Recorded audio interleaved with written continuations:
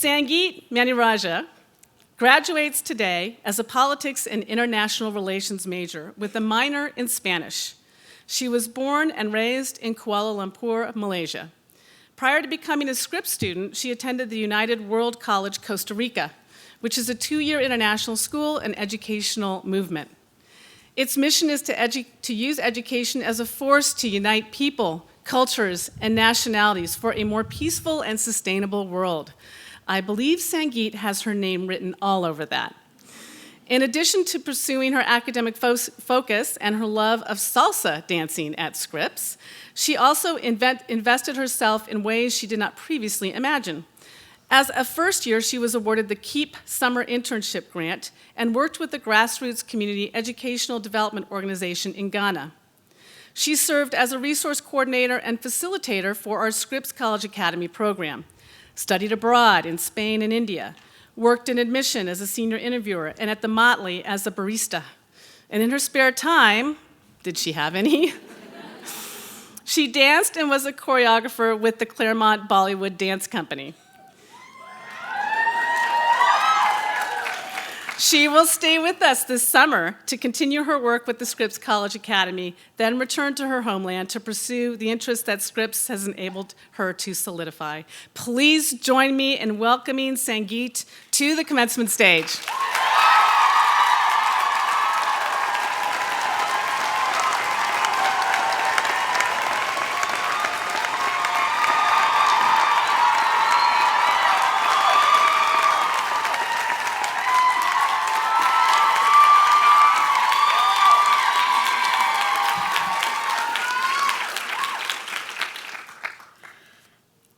Hello and good afternoon, everyone. I am incredibly honored and humbled to be standing here today and speaking to you, my fellow classmates. As we're gathered here for the last time, together as the Scripps class of 2014, I can't help but feel goosebumps. The good kind, imagining the journeys that each and every single one of us is about to embark on. The lives that we're going to live, and the dreams, personal and collective, that we hope to fulfill. And how does this journey begin? I believe that the most epic journeys begin with a question. And with this particular journey, the question has to do with a backpack. Each of you has been given a backpack which you will carry with you on this journey ahead. You've been asked to fill it with items and things, anything that you think may help or will be useful on this path ahead. The catch is, you have no idea where you're going, nor do you know what awaits. And the only company you have on this journey is a small thing on your back. The question is, what do you bring with you? This is an analogy that came up in a conversation that I had with a dear friend recently, and it has been revolving in my mind ever since. It got me thinking about how our time here at Scripps has been an extended backpack filling process of sorts. In the classes we've taken, activities we've invested our time, energy, and hearts in, friendships and relationships that we've built and grown with, challenges we've confronted, and the causes that we, individually and collectively, have fought for. The experiences that we've had, the lessons that we've learned, and the memories that we've created do not end here. They will continue to follow us in our future actions and decisions. And today, as we part ways and head off courageously, confidently, and hopefully on our respective paths, I would like to ask you, friends, as you walk away from this place, what will you carry with you?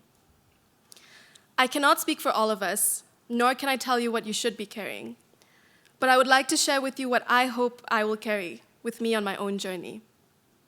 For me, I hope that no matter what happens, where I go or what I do, I hope I will always have with me a sense of humility, that as I walk or dance along this path called life, I am continuously humbled by the people and communities that I become a part of, humbled by the lessons and challenges I encounter. Now, one could associate humility with being overly modest or self-deprecating. Sometimes humility can be construed as being weak.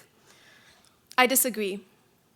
From being part of this incredible community that is Scripps, I've come to discover the many different facets of what it means to live with humility, what it means to be humble.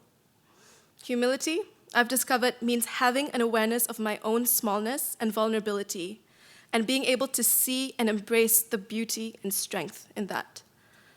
Humility means recognizing the strength and power of my own voice and using it when necessary, but not without remembering that when one voice is heard, others are left unheard. Humility means having the discipline to remind and ask myself, what are the consequences and implications of my own thoughts and actions towards those around me? It means challenging and pushing myself in the things I do, but at the same time, having a sensitive honesty of my own limits and limitations. I think it also means to be able to fearlessly dream, but without being possessive of my dreams and without letting my dreams possess me.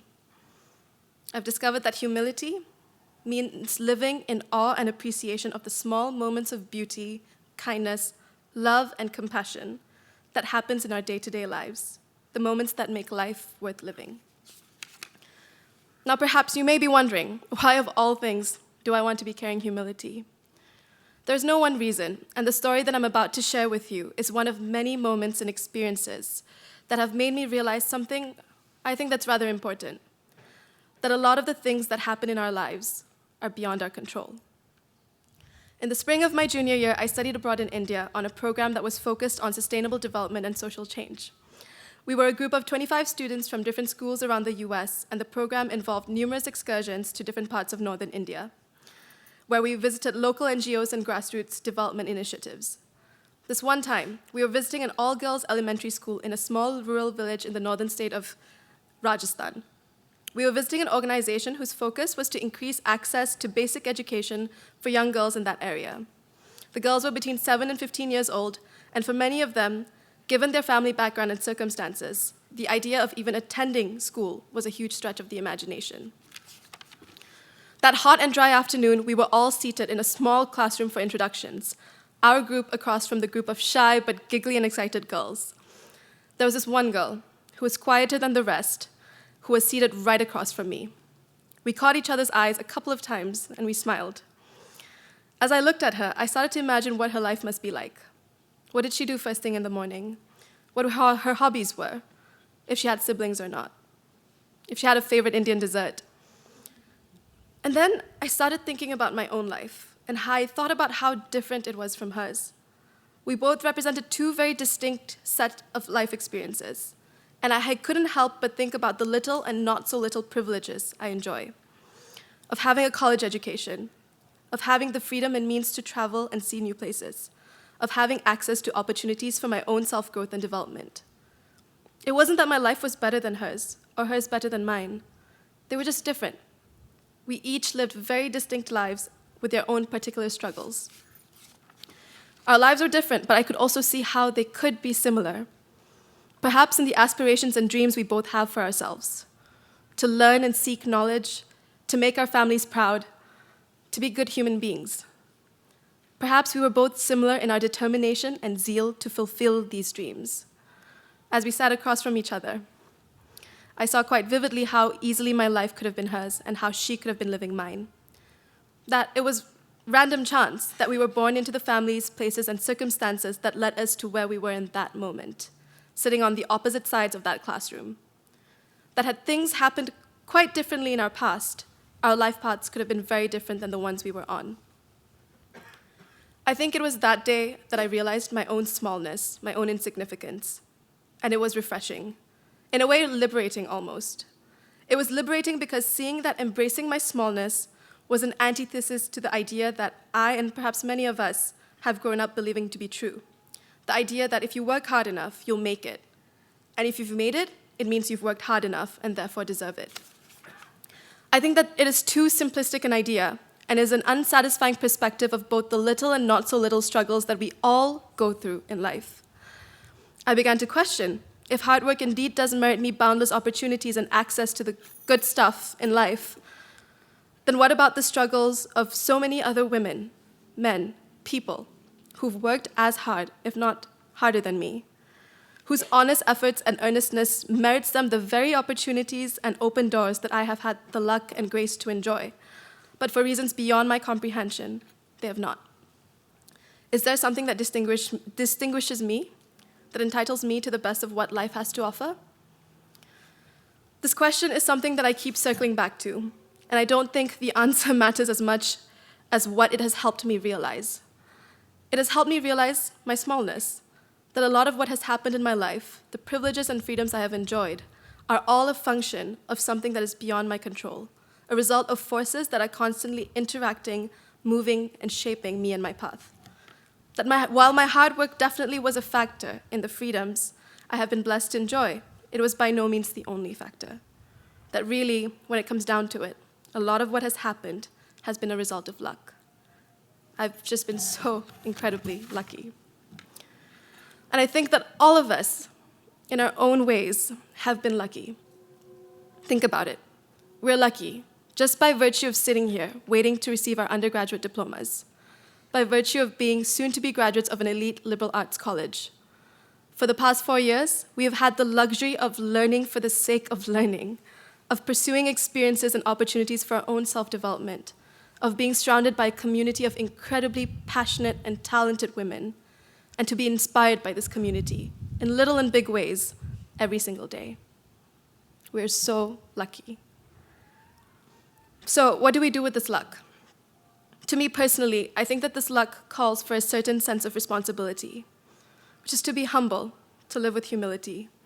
It means that I do not take my own achievements for granted, but also that I do not take my own successes too seriously. Because the idea of something being mine, whether it's an accomplishment, achievement, victory, is too simple an idea. Life is more nuanced than that. Remembering the ways in which our lives are an intricate product of forces beyond our control, and more significantly, a product of the relationships and communities we are a part of, is a humbling reminder of how small we are. But how is recognizing our smallness going to help in this journey ahead? Perhaps you're asking. A journey that is uncertain but exciting, terrifying but also inviting.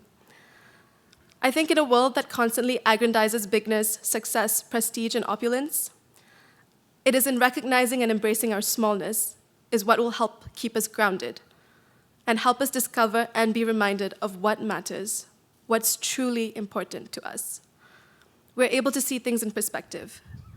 By remembering our smallness, we are reminded of the smallness of others too, that every single person around us is fighting their own battle.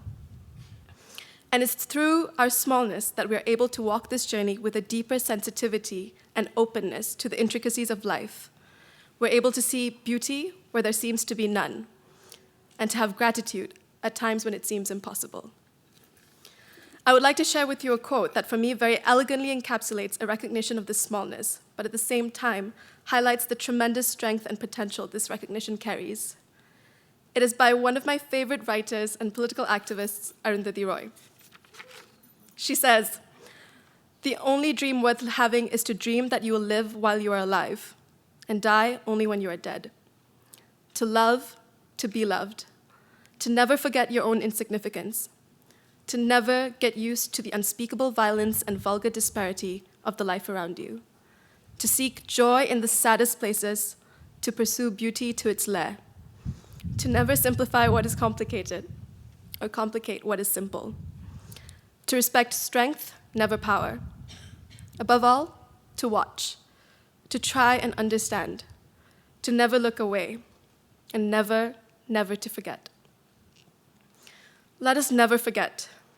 Friends, as we walk our paths, let us never forget the ways in which we are complicit in systems and structures that perpetuate injustice, exclusion, and oppression.